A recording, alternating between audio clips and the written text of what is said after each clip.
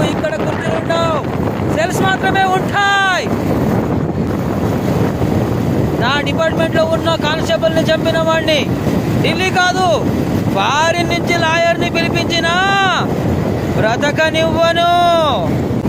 पैसे से धंधा चलता है, प्यार से परिवार चलता है, सच्चाई से दुनिया चलता है.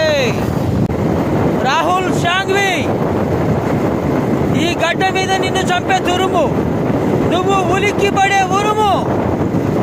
అడవి బిడ్డ, నేలకొండ భగవంత్ కేసరి.